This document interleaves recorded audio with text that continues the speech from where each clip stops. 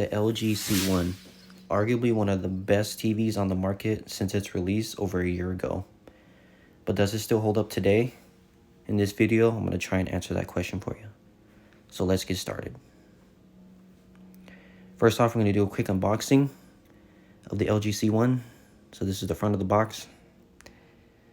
It's an OLED TV, 48-inch. Here's some of the specs. Let's go ahead and get into the box real quick.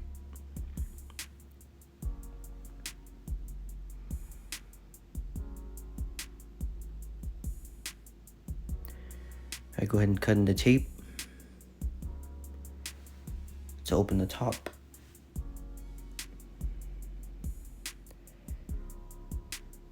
Once you open the box, you'll be greeted with one part of the stand. This stand does require a little bit of an assembly, so we'll do that later on.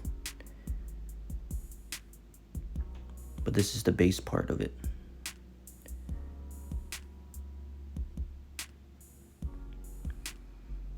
There you have it.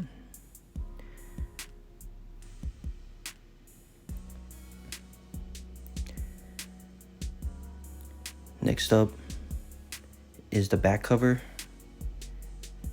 This is to hide the screws needed for the stand.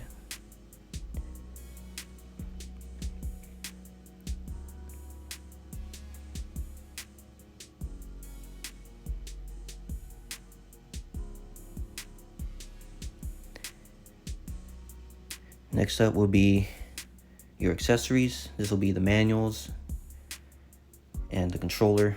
It does include 2 AA batteries. So let's go ahead and get into that as I struggle here.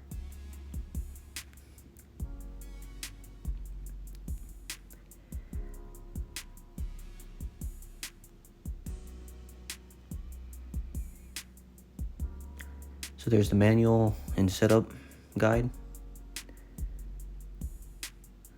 and some warranty information.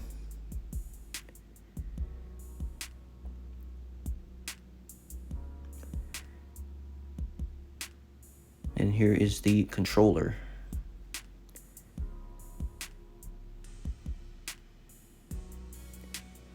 Pretty nice controller, I must say.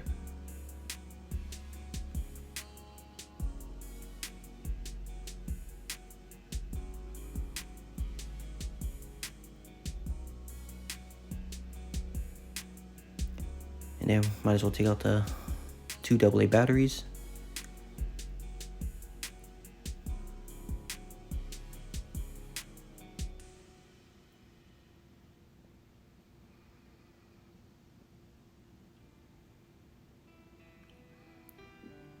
There's the 2 AA batteries. Now we're going to lift the top foam piece.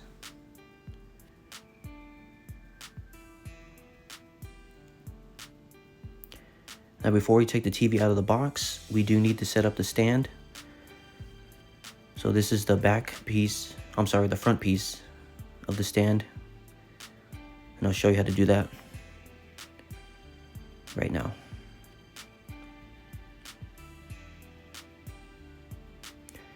So you're going to flip the stand over and it goes underneath on the front.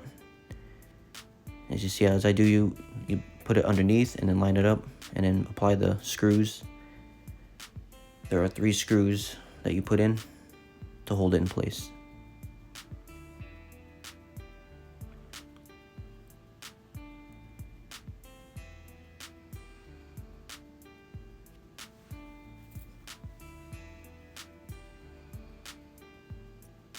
Okay, so this is what it will look like when it's correctly placed on the TV stand, but we have to flip it to complete the installation.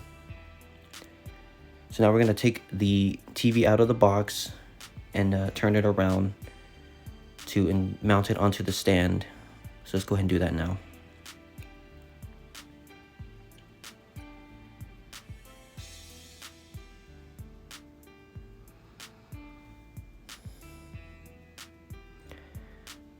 So as you see, we're going to line it up, and you have to rack it in top first, and then you put the bottom portion in. So first I'm gonna take off the protective cover.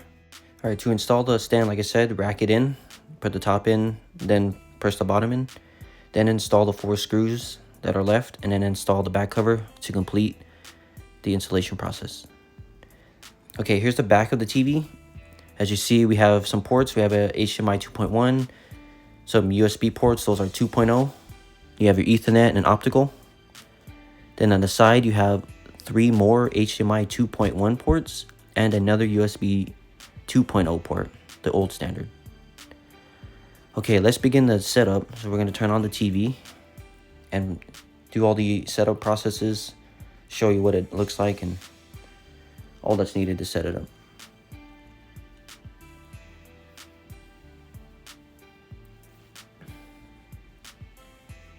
So we're going to let it boot up here and go through the traditional setup. I do recommend connecting to a Wi-Fi network to update everything, apps, firmware, to get the best experience. I skipped it in this video just to save time, but I do highly recommend adding your Wi-Fi network and installing and updating everything that's on the TV. Okay, so we're going to continue completing this setup, and then I'll be back once everything is complete to go over the menus and the TV software.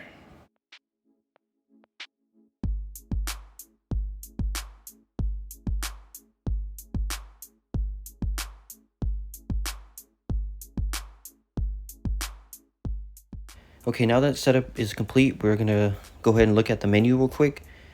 This is the main screen you're greeted with. We're going to do a few things. We're going to check out the menu, and then we're going to hook up a PS5 to show you the 2.1 port in action. So this is the quick menu, and then this is the main menu. Nothing's going to work because I didn't set up an internet connection, but when you set up, everything's going to load like your traditional smart TV. So let's go ahead and set up the PS5 real quick to show you the 2.1 port in action. Okay, so we're going to turn on the PS5 now that we set it up.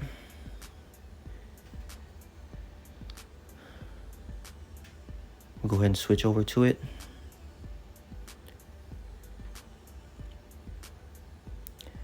It's showing you that it's connected. It's going to ask you to set up the HDR because this does have HDR 10 and Dolby Vision. So let's go ahead and set that up real quick.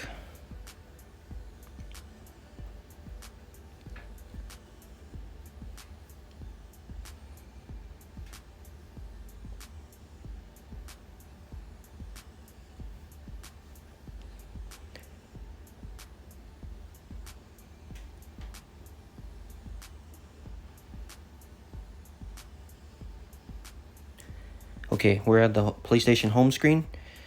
Now, PlayStation does not show 120 Hz when you're on the home screen because it doesn't refresh that high. So you have to launch a game that is compatible. As you see here, it's at 4K 60. So I'm going to launch up Call of Duty because that's the only game that we have right now that is 4K 120. So let's go ahead and do that real quick.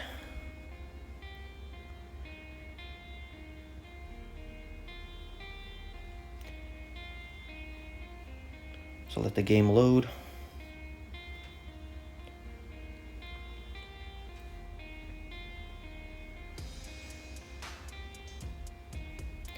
Okay, now that the game is loaded, we're going to go back into settings. And we're going to go to sound and screen.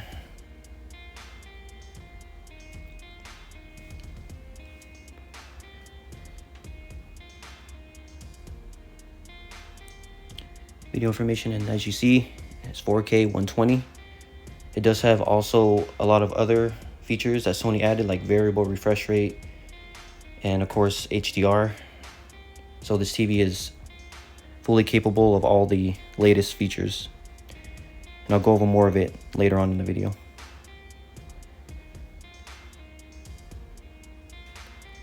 So let's go ahead and get back to the TV menu with an internet connection set up this time.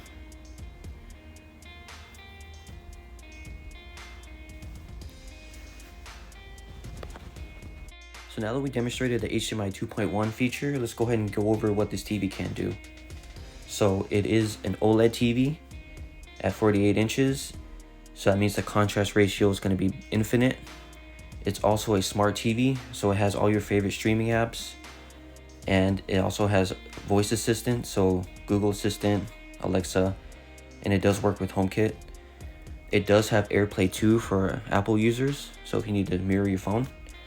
It is also HDR10 and Dolby Vision HDR compatible. So this TV basically has all of it on it. As you see, we are messing with some of the apps, and at some point we're going to go to YouTube and demonstrate that you can launch the apps from the TV. The controller also has voice control on it, so if you don't want to type anything, you can just talk to it and it'll send it to the TV. So the question we have in the beginning of the video is this TV worth it 1 year later? And I would definitely have to say yes. It is still one of the best TVs on the market. At OLED, it has some of the best colors. It has an infinite contrast ratio. It's also now really affordable since it's 1 year old. So I definitely do think this TV is worth the money, especially now. And if you find it at the right place, you can get it even cheaper than its retail at $9.99. You can find it even cheaper. So I definitely think this TV is worth every cent that you spend on it. It is still one of the best TVs you can buy, even though it's a year old.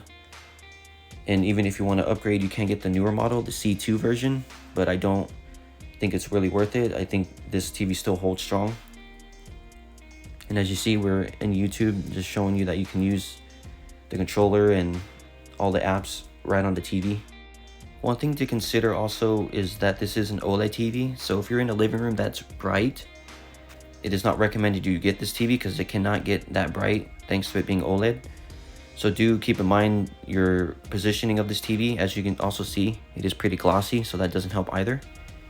So make sure that when you buy this TV, it is in a room that it can be treated for light control, because it is pretty hard to see during the day if you're in a bright room. Thank you so much for watching the video. I hope this video helped you in making your decision on whether to buy this TV. Please like and subscribe, as it really helps me out. Peace.